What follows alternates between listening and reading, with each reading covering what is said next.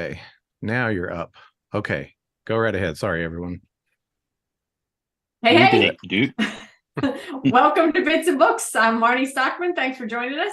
I'm going to let everybody go around the horn and introduce themselves real quick before we jump into today's book, which is They Ask You Answer by Marcus Sheridan. So, around the horn, Chris, why don't you say hey?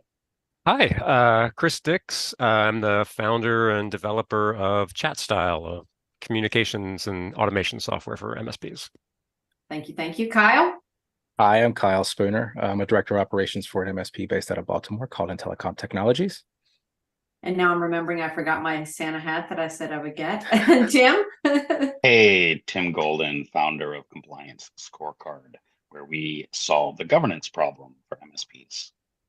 Excellent. Well, we're excited to be here chatting about They Ask You Answer. So if you haven't participated in Bits and Books before, it's what I would call a low pressure book club, because if you haven't read the book, I still think you can get something out of listening in and contributing to the questions, because we're not just summarizing the book, we're really talking about how it impacts MSPs in this space.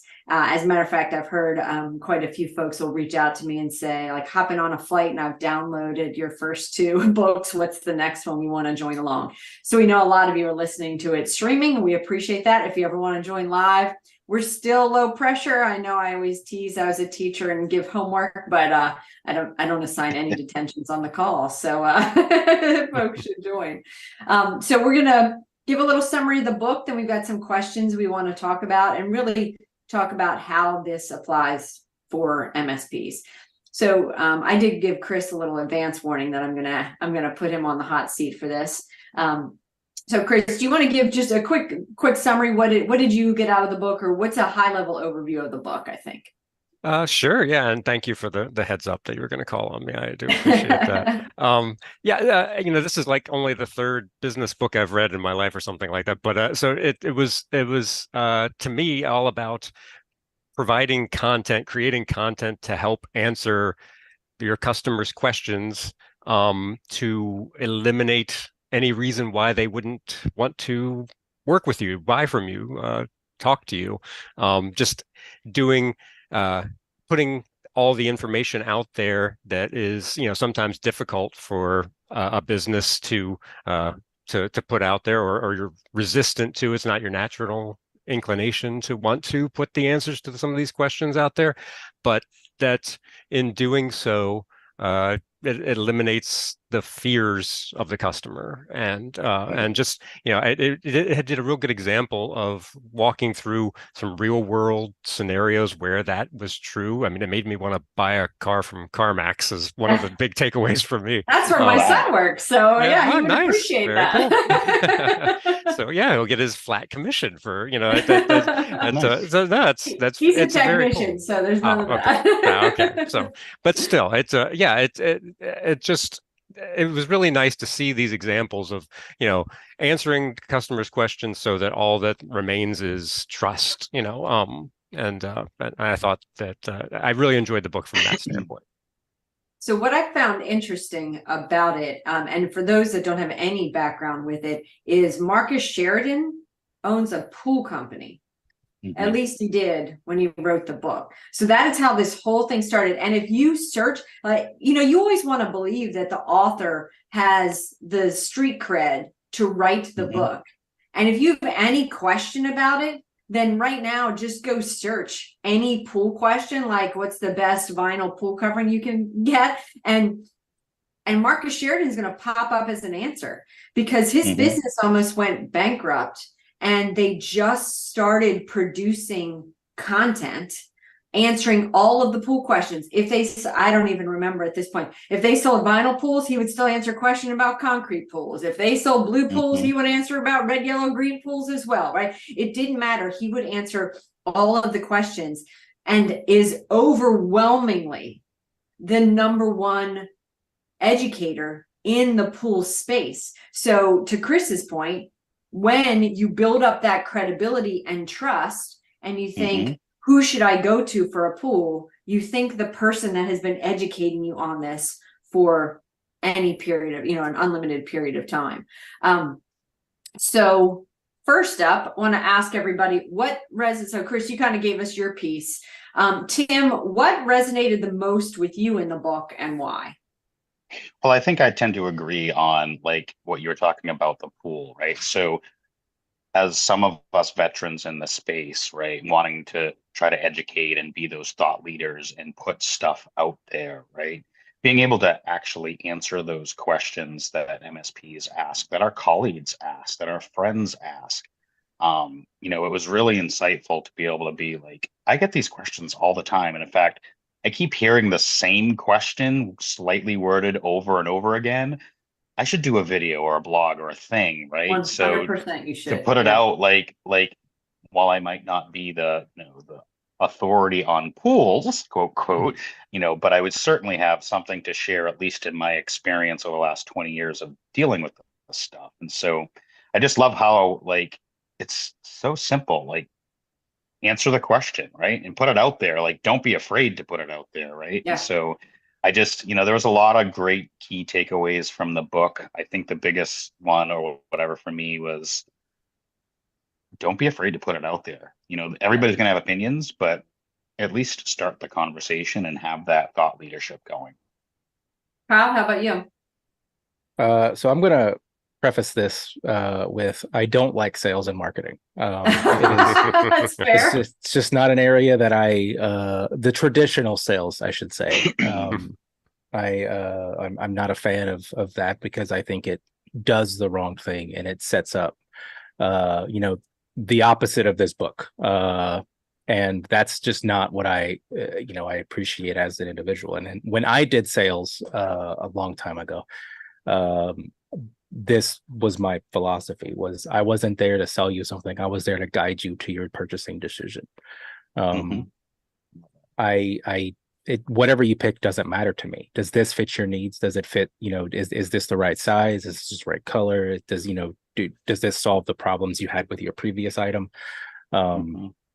This is the known issues with this brand or this machine or this item or whatever it may be. These are the known strengths of it, and let you make the decision. I'm just here to be your expert. I'm here to be your guiding light to the end of the tunnel. And that's really what resonates with this book. Is that's how I previously past life sold, and that's how I kind of follow in when I advocate for a sales, process, procedure, whatever I have to do. Is I don't want someone to be based on a quota or commission, because while an individual may not specifically be like do bad things in order to close the sale, subconsciously it's just a natural human tendency to do things that may not be like, maybe you'll find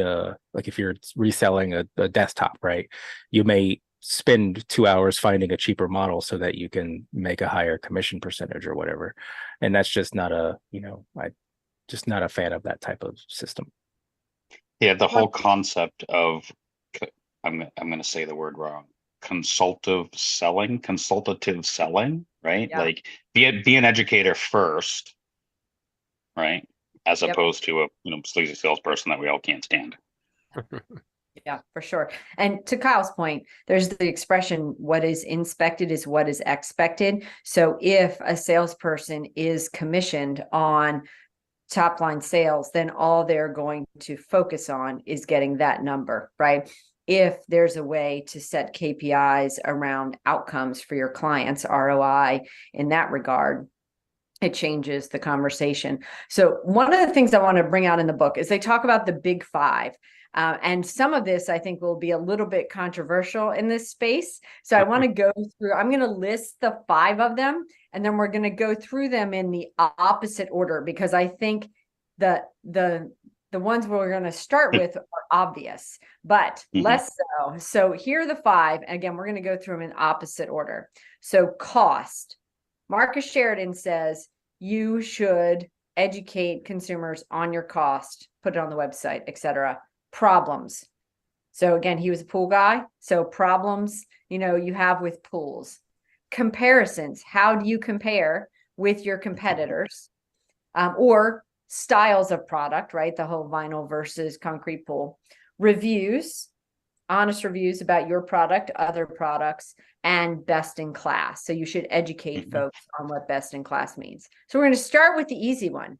Should we, as managed service providers, and we should all remember, not an MSP, and don't pretend to play one on TV, but should managed service providers educate their clients on what's best in class, particularly when it comes to, I think, things like cybersecurity? This is an easy answer. Anybody want to argue with this? Oh, I'll argue with you, because I first, will can we too. just can we just define what best in class is? Because how I might define it will be totally different than how Kyle defines it. That's Because exactly what I was going to reference. oh, I So stole Kyle's then thunder. what's your fine. resolution with that? Hmm? What do you think MSPs should do if that is the question? What is best in class? Goes back to the problems and drawbacks stuff that you mentioned. Be honest that it's your opinion that this is best in class. Yeah. Mhm. It is of my opinion and my experience that this cybersecurity product will suit the needs of you and your business. They are considered best in class, in my opinion. Right. Don't you And feel it's- like this kind of all ties together, right? So if we're saying, like you were just saying, Kyle, like, in my opinion, Symantec antivirus is way better than Avast, or way better than Defender, or way better than Huntress. Like, okay, wait a minute, hold on. You just listed like a whole bunch of products about why you think A is better than B, which then goes to the third bullet point of comparisons. Mhm. And no, Why- I'm not advocating that Symantec is a better antivirus. Yeah, just an example, right? So I'm curious in the Mhm. world of best in class, and I like your point of saying, in my opinion, the Mhm. thought of aligning to standards. So with Lifecycle Insights, we watched a lot of people deliver in their business review conversations around, first they would deliver an assessment. And when we first started, we would see folks using their assessment that they built versus based on their stack. And over the last year and a half in particular, we're seeing more and more folks align to CIS, CMMC, NIST, while they already had those things in the back of their mind as they built their stack, right? That's how they built it. We are now seeing them ask the questions from the standard itself, and then showing Mhm. how their products align to that standard, so that they could say, it is not just my opinion that you should use MFA, dagnammit. It is in fact best practice from Mhm. CIS, choose your cybersecurity standard of choice. So But that's a little different than best in best yeah, practice is different than best in class. yeah. Yeah. They're similar, but I wouldn't necessarily say like it, because now if you're referencing Duo or Azure MFA, at that point I would consider that or your services in general as the cybersecurity expert, right? Right. Yeah. So then how do you address that, or what do you think would be best practice for addressing that in terms of comparisons? So Tim, you brought that up, right? How do you show that competitive analysis in the world? Yeah, and so, obviously, like, starting with the standard as you suggested, it would be a good way to say somebody other than me that's a very large entity says these are the types of things you should be doing, and a standard that you should be following and adhering to, blah, blah, blah. And so when I wanted to separate and differentiate our cybersecurity practice at our MSP, I would say we would follow FedRAMP moderate equivalent. Well, people don't know what that means. So then I would have to kind of start to break that down and dumb it down with, we force two-factor. And if you don't want to have two-factor on all your stuff, you're probably not a good fit for us. And what is two-factor, and kind of break those, individual components down around. Best in class says you need to have two-factor everywhere. And there are 5 products that can help you. We use a myriad of those products, and kind of continue that conversation on what is best in class and what is best practices that align to best in class. How do you convey that NIST or CMMC is the authority they should follow? So somebody other than me, right? A group of established, leaders in the space beyond just the federal government, right? Beyond just the entities that built them, right? I mean, everybody talks about NIST. It is the standard. It's literally got standard in its Why name. is it the standard? Like, see, what gives with like HIPAA? Like That's a great HIPAA's question. a government. The government said here is the bylaws and requirements you have to follow. And it's under, I can go to anybody and say, you're a healthcare provider, you have to follow HIPAA standards. Here is the best in class products, best practices for HIPAA standards. But if I go to someone and say, here's the NIST standard, why should they listen to NIST or CMMC or anything like that? So what I think I heard you just do was ask a question that I should answer on my website. I think that's exactly what he just did. Yeah. Right? And I you think, ask, I'll answer. To Kyle's point that while there are different flavors, they all, I mean, the language is comparable, but not the same. I feel like same, but different. Right. They all address, every single one of them has MFA in some regard on there. So I mean, I think most folks feel comfortable with any of the three that, at least that I've mentioned, CMMC, CIS, or NIST. But you should, I think you should also point out there are multiple versions of this. They all do align, right? And if you feel there are gaps, you could identify what those gaps are. More to the point, it is, I mean, there are so many cross-reference documents on how they all align. I don't think there are many business owners who are looking for managed services that are going to go compare each of them. But when Google is your oyster and you can go do such a thing, right? You should be able to have that explanation at your fingertips. Why did you pick NIST, right? Well, we typically have these types of clients and that industry aligns to this language X, Y, or Z. I don't know the answer to that, right? But I think it's also important to answer the unasked question as well, because if I go to a business owner and say, we follow NIST, they don't understand what I just said. They're like, Nest, isn't that a Google product? Probably in their head. They don't say that out loud. But it's, I think, in going to this point in sales and marketing, they ask you answer is sometimes you answer before they ask, without them asking as well. So I think that's an important takeaway. So it really does. And I think Tim or Chris, you mentioned this earlier, you're almost objection handling before the objections come in. Exactly. Right. Like that's the whole point of asking what problems you could have. So if Marcus Sheridan's company is trying to sell vinyl pool liners, he for sure should say, like, I heard vinyl pool liners can tear. Right. Because he's going to have to defeat that in the sales process. So to educate folks on, like, you should ask the company what their callback rate is on, like, how often are you repairing your liners? What's the average period of time before that happens, right? And he puts all of that out there. And then if somebody's not prepared to answer that, and I'm curious about this question, how do you see answering that question differentiates him or could differentiate your business, right? If you stuck an objection out there that your competitors don't put out there, how does that help you win? It's also a different handling of the objection. Most will not answer it and kind of brush it off if it's a negative trait about their business. Whereas you're referring to outright coming and being open and honest and transparent, which is what he wants in the book. And I fully agree with that. If we talk about pool liners, one of the most common problems is tearing of the vinyl, and that's a horrible situation. Here are some ways to mitigate that. If you decide to go with a vinyl pool, you should do this, and this. And we have if I'm talking to someone, we have a video on this as well. You can help, we can help educate you with that. But most people, when it comes with a negative trait, just don't acknowledge it to the extent to what they need to. They just kind of, they address it, they brush it aside, and they move you on to something else because that's what they're taught to do.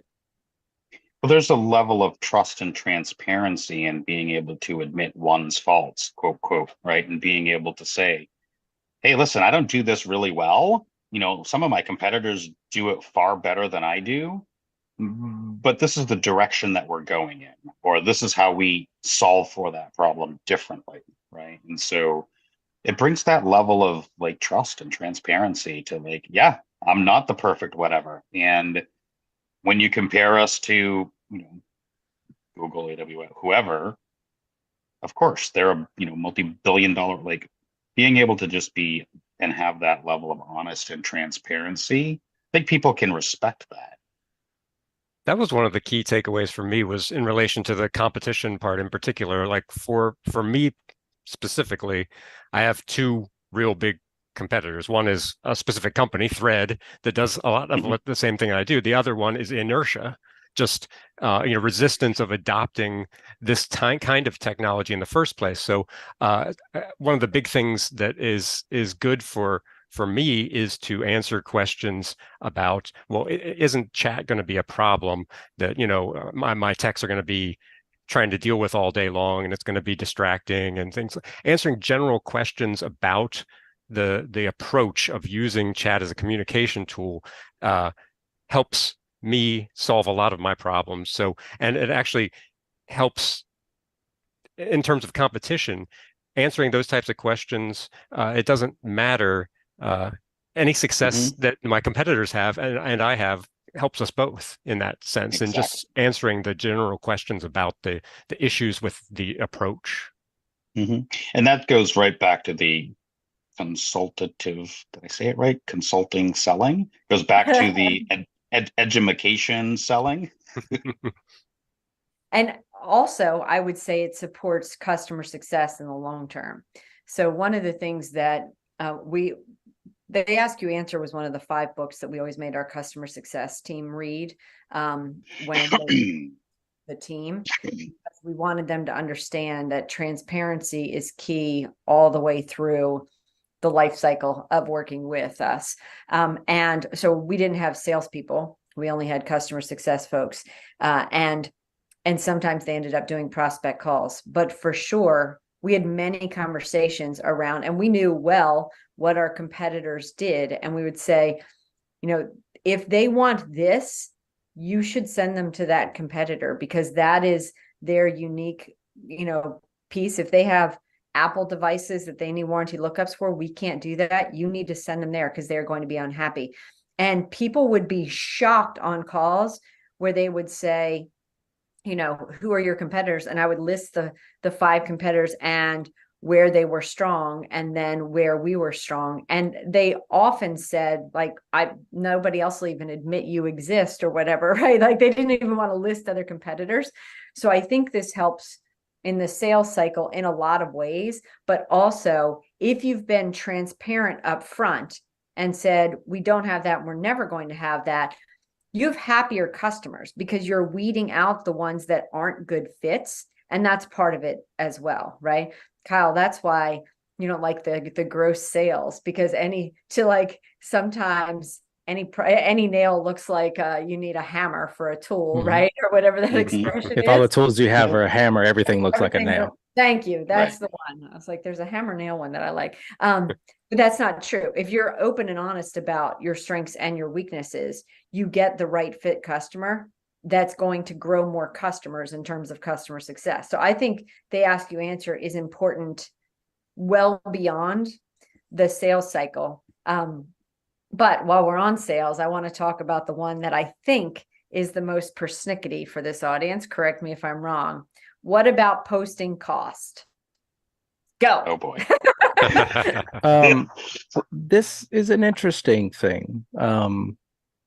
So in your question, am I posting my cost or am I looking at a vendor who's posting my price? I believe he's talking about posting price. Yeah. The cost to the end customer. As an MSP, that is incredibly difficult. Yeah. As a vendor, it's a little easier to calculate, but as a services-based company, all we do are services. My costs are negligible. Like in a bigger company, they'd consider it a rounding error sometimes. It just because the products we use, it's sub $10 for the whole stack for a single computer, and then we're selling it for $180 a user, $200, $250, whatever it may be. That's not going to translate well. Like that's just people are just going to be upset. But where the benefit is the time and labor costs, which vary based on the type of work we're doing, who's doing the work, and depending on the calculations for that. So I understand the premise of it. However, it doesn't fit to every industry or business. Well, putting the MSP hat on here for a second, wait, let's do that. Right. So I've joined a lot of calls with a lot of MSPs, and rarely. Rarely. Not never, rarely. And so, I mean, I can't think of any MSP of my competitors or those that I've talked to that list pricing on their website, period. However, I can think of every single MSP as a vendor that's asked me, why isn't pricing on your website?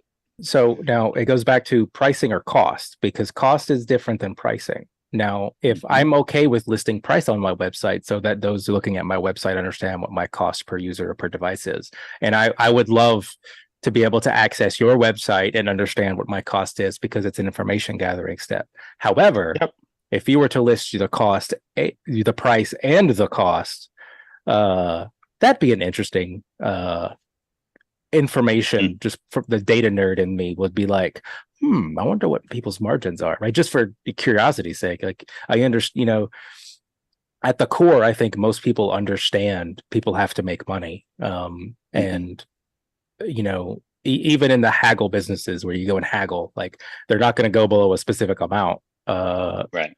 Because they have to make money. They have to have some pricing, right? But if they list pricing on their website, I think that's a fair assessment, and I understand the reason why people do that. I don't think cost will. Yeah, and I do think he was talking mainly pricing, like for the end, the consumer should be able to see, like what's a 100 square foot pool gonna cost me? Right. Yeah. How much is a pool? It depends. Well, of course we know it depends, right? Of course. Right. But to give some guidelines, I always think the bracketing conversation of folks that look like, that whose businesses look like this, we can typically support in a range of $2,500 to $6,000 a month, right? That was one of the things I liked about the book is he was kind of upfront about the fact that the answer to, what does it cost to get a pool is it depends, but giving them the starting point of like, it's going to cost you at least this much. Yeah, so right. if you only have $20,000 and it's going to cost you $50,000, then there's no point in having this conversation. Well, and exactly. To his point, you might as well eliminate that prospect right out of the gate. Exactly. Somebody you get to they're going to get a pool for $20,000. It does no value. You're wasting everybody's time. I could finance it. Get to know faster, right? As they say. Let's say if all you have is $20,000 and you're thinking of financing a pool, I would like to talk to you about your business decisions as your financial planning strategy in general. I mean, people finance cars they can't afford all the time. Also, although you could get a car for 20 grand, I will say that. They should have a chat. So the interesting part for me as a vendor, now that I'm kind of in that space, is since we're channel only, not putting out what it's going to cost Kyle, for example, as an MSP per month. And so first and foremost, like having a button on the website that says pricing that leads you to a form to request it, I think is just gross, right? So either have something that discusses cost and return on investment, or put the price there, but don't ever just have a thing that says pricing with a form to request it. I think that's just. I don't know. It depends. If that form goes to a meeting to set up with someone, then yes, I absolutely agree. But if it's like, because I understand the aspect when some products may not be white labeled or there's like consulting services tied to the business itself, and not having pricing on that to protect the MSP. That's right.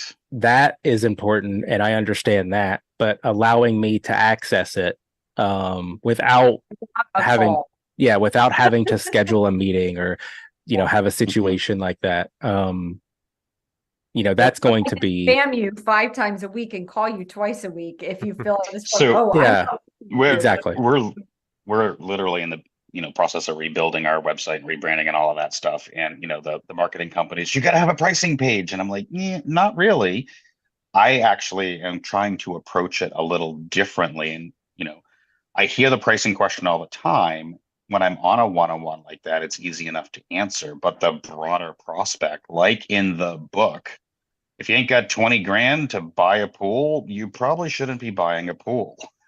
So one of the things that I'm looking to try to do a little differently is tell me, give me like your margins, give me like a little ROI calculator on, instead of a pricing plan that says, here's how much you can make.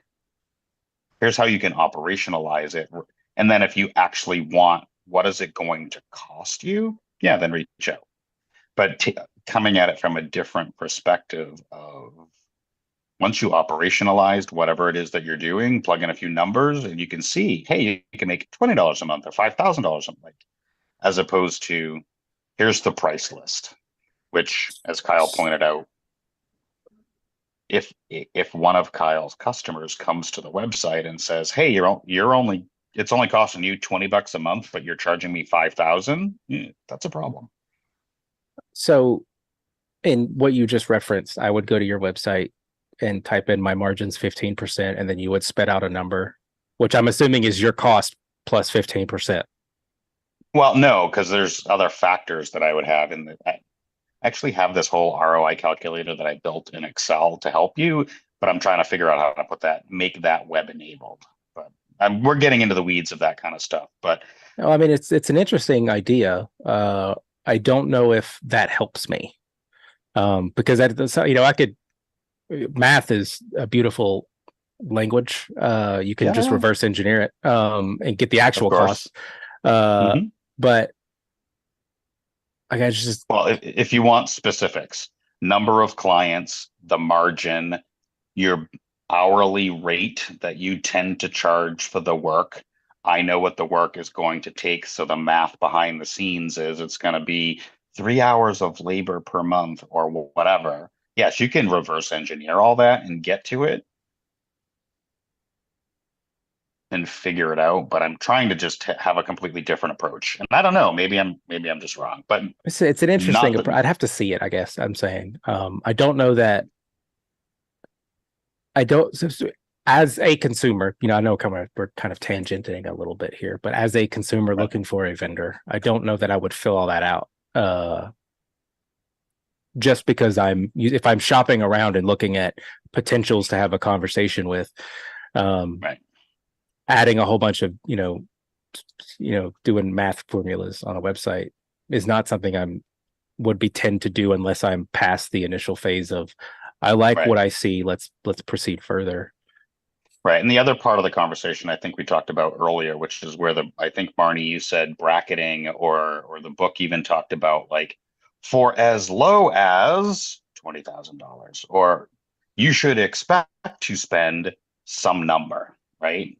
And like I don't know, it's certainly, as a vendor that does not want to put your cost on the website without a conversation or without something first to verify, yes, you are an MSP and not one of your end customers. That's really what I've been trying to protect, is one of your customers coming to the website. Because as an MSP, it happened to me. Sure. I was selling security awareness training and the management of that, and all of that stuff. And the customer went to the website and was like, you're charging me $7 per user and I can buy it for $5. I'm going to dump your training and buy it direct from them for $5. So it's happened to me as an MSP. So the pricing conversation, at least as a vendor, it's something that I've been struggling with for months. No as one's an going to MSP, be happy.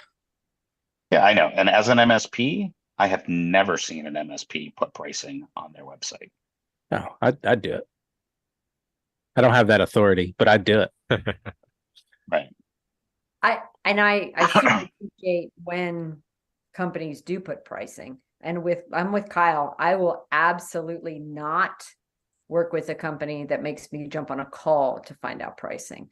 I will Yeah, I mean, pretend Lifecycle always had their pricing on their website. we did, but we also weren't sell through, right? So nobody was upcharging Lifecycle Insights to their end client. They were using it I for it. was. So I mean, they were, but not as nobody recognized that it was line item. Yeah, we always wanted to be very transparent. It's certainly when you don't have any salespeople and need, what's termed product-led growth, that the product's got to sell itself, then the transparency there, I think, is kind of critical. So I'm curious if there's anything from those big five, and I'll scroll up from my notes and read them again. Putting cost, problems, comparisons, reviews, and best in class. Is there one of those things that as you read the book, you thought, we can do better at this and I'm going to do better at this? Like my usual, are you going to assign yourself any homework from this? Which are those big five? Chris, I feel like you smirked like, all right, am I going to give myself homework or do I just like the idea? No, I have given myself homework, specifically like reviews. I need to have a better, there isn't enough information on my site or on other locations about the happy customers that I have, and I need to work on that. The pricing, was the only thing. I mean, I stink at inbound marketing just in general. Like it's just not, I'm not good at it, and I need to work on all of these aspects. But pricing was the one that I was like, okay, I do that right. I've got pricing. I've got two numbers. They're on the site. And customers really respond well to that for me. But homework, reviews, I need to get some customer testimonials out there. Okay, good. Tim, how about you? Any homework? No, yeah, and we've been working on it actually, which is the comparison stuff, right? I frequently I get the same question all the time against two or three other, perceived competitors. And it's a perceived, not an actual, right? Because we're doing different stuff. And so I answer that several times a week. Writing an article on that, and HubSpot's sort of known for it, right? If you search literally any other CRM, it will pop up HubSpot Versus, and HubSpot has written an article. So they become the authority on, right? And that's literally what I've been doing, is starting to formulate that stuff. Compliance scorecard versus I'll pick on ServiceNow because that's the behemoth. Sure. Yeah, tell the difference. Kyle, how about you? Any homework for yourself? So like I said, I try to stay as far away from sales and marketing as I can in my day job. However, in my off hours where I am vice president of MSP Geek and run MSP GeekCon, that hat is forced upon me in order to small teams. Everybody knows all. I do all of these things. However, not everything is public, which I guess is just a lack of needing to make it like it's just like, because if anybody asks, like for MSP GeekCon, if a sponsor comes in and says, hey, I'm looking to sponsor your event, my first question is cool, or my first statement is cool, this is what we're targeting. It's not business owners, they don't have money, they don't have, they can't sign the checks. Is this something you're still interested in? I'm happy to, and and if we get into an ROI conversation, I'm like, well, most vendors have said they have a good ROI. I don't, everyone measures ROI differently. I'm happy to put you in touch with some vendors who said that, if you'd like. But I give I become an open book about the event and the conference because I don't want you to give me money and be unhappy. Well, it's the customer success thing for you, right? Yeah. I'd rather you go give money to someone else.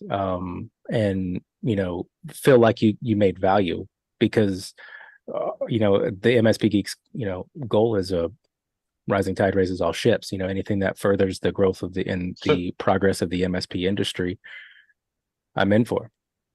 So I'll challenge you there a little bit, Kyle. So you said you're doing some of this work, you have a lot of the questions answered, but it's quote not public.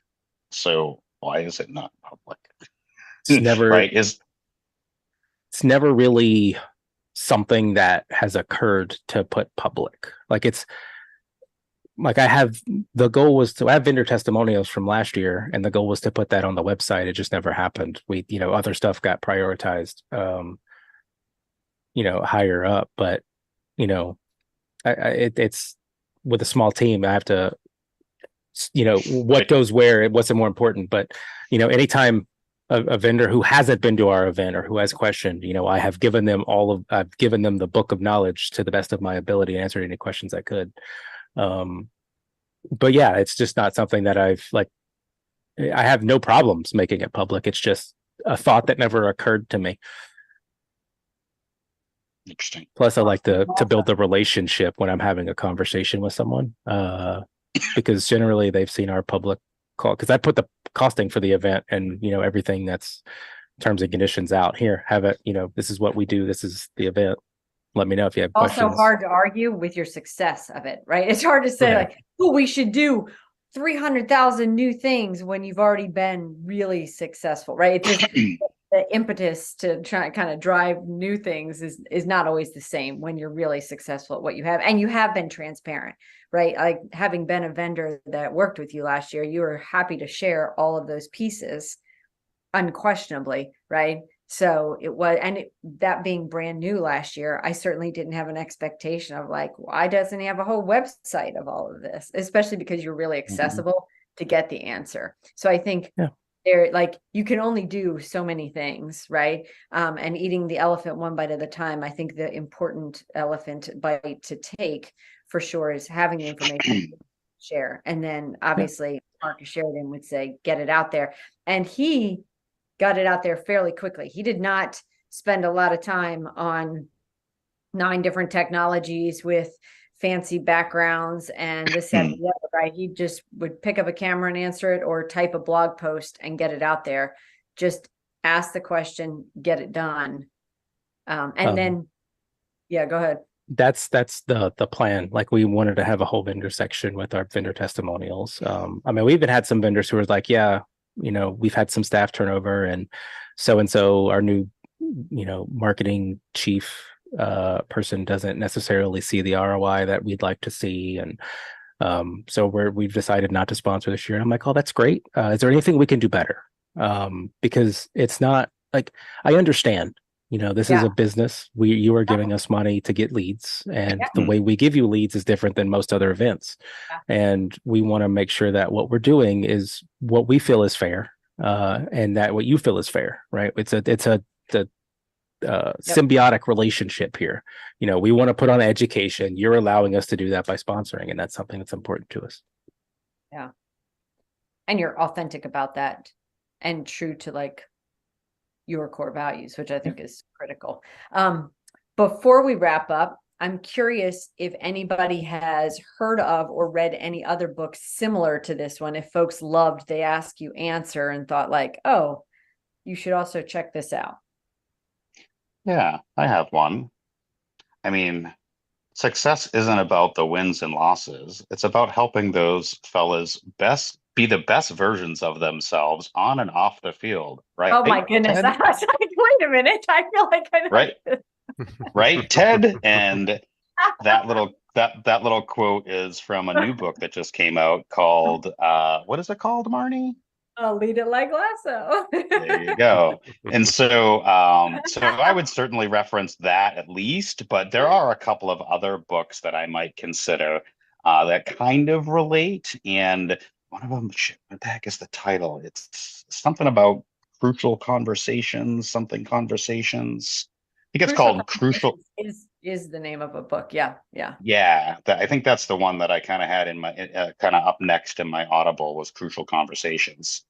Once I'm done with Lead It Like Lasso. Chris, how about you? Any books come to mind? You said you've only read 3, so you probably don't have a big library sitting behind. Yeah, I'm following everybody else's lead on this one. Although I am enjoying my copy. Oh, you got a copy too. So kind. Kyle, how about you? I do have one to mention, but since everyone's talking about Lead It Like Lasso, did I see an ad for you to be on a TV show? Yeah, how Oh, exciting is yay. that? I mean, you need to live on the Eastern Shore of Maryland or Uh-huh. Delmarva, but still, that's kind of fun. Thank you. The only Very book I exciting. would recommend is Raving Fans.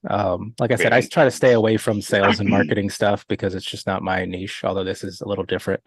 But Raving Fans is similar in its nature. It's with its open and upfront and transparency and Yep. doing the things that need to be done to build Raving Fans. And that's the one I'd recommend, although most people have probably read it. Which is what I we mean, discussed last month on here. So you definitely should. So building a story brand is the other one Yes. that so that is by Donald Miller. And the subtitle of it is Clarify Your Message So Customers Will Listen. But Donald Miller does a great job of helping folks make their partners the hero in their story. And I think that is a good one for any company that's really trying to get their messaging right. That is, so my daughter is a marketing major. She's now graduated, but when she was in school, I said, here's my Amazon account. Go buy, send yourself a copy of this book and you can send it to your best friend who's doing marketing as well. You need to learn this. So I think that's a really good one to include. So I speaking think of another one, just to cut you off, on that same line is Start With Why by Simon Sinek. oh, that's one of my all-time And favorites. Because start that with has the why, find same, your why. yeah, Yeah. that has that same connotation as, Yeah. you start with why you do stuff. And that's going, most people lead with why and how, or how and what you do, What? but not with why you do it. I always say if they believe in your why, they'll buy your what. Yep. And I think, frankly, Kyle, MSP Geek does a really great job of that. So I feel good. like props to you on that, because I think you make it, I think that is where you're very clear of what your why is. And so it feels very transparent and it's easy to buy from you because like, yeah, that they are delivering on this and we know that. And I think you've seen success because of that. So while we're on books, I want to announce the next one. So we put a poll out, and the next book will be Hidden Potential by Adam Grant. I have it on my desk. I haven't started it yet. His last book is one that I had on Audible, and then I had to go buy the actual book because I wanted to take notes in it. Yep. I'm a super fan of Adam Grant.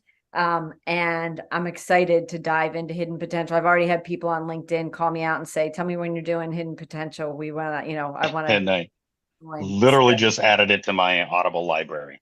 Perfect. So, any last minute, comments, questions, complaints, criticisms, or thoughts on the Ask You Answer as we head out the door?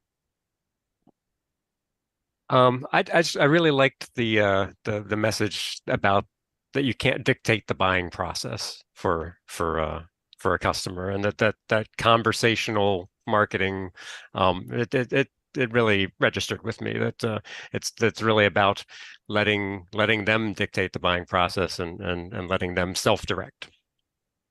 I think the thing that really it's about building trust relationships, regardless if they're a customer or not. So if you're honest and open and transparent, people will begin to trust what you say, and people will begin to understand and connect with you on a really good level, and they will seek you out for advice and questions, even if they don't actually buy anything from you. And there have been instances where I've had this situation where I've referred people to competition and referred people to other places where it makes more sense for them to spend their money, and they have referred other people to me. And even though I didn't buy anything, referrals is, one of the best ways to get business, and they've referred people even though they haven't bought anything. And I think that is, the ultimate key is getting people who aren't customers to refer you. 100%. Tim, any Well, yeah, I mean, taking on, the Ask You Answer and being able to actually, put it out there and answer the challenge, right? I mean, it's kind of like riding a horse, isn't it? I mean, if you're comfortable while you're doing it, you're probably doing it wrong. You have all the Ted Lasso quotes. I like it. I believe that is correct. Exactly. So yeah, as I always say every week, and our team Tim is start something, Start now. do something, start now. Yeah. Right? 100%. Absolutely. Well, thanks. Will we be meeting again before the end of the year? So I'll let everybody vote. That is a weird one because we would be the Friday before New Year's. So I think we will push it into January. All right. Makes sense. So everybody, happy holidays, Merry Christmas, Happy Hanukkah, whatever, all of those celebrations that you all do. I am very excited because I get to celebrate with my first ever granddaughter. Brand new So- granddaughter. Very Yeah. cool. Awesome. That's so excellent. I get to play with all the toys. At the outset, they're not necessarily great ones. Yeah, that's all right. At least I can't break them. Please don't. Well, I hope everybody does have a great holiday. For sure, I'll be doing some little mini bits about books along the way, since we're not going to have an episode at the end of this month. But you will be seeing things out on the interweb. So we will see you all there. Thank you. Get your Bye, copy everyone. of Thanks.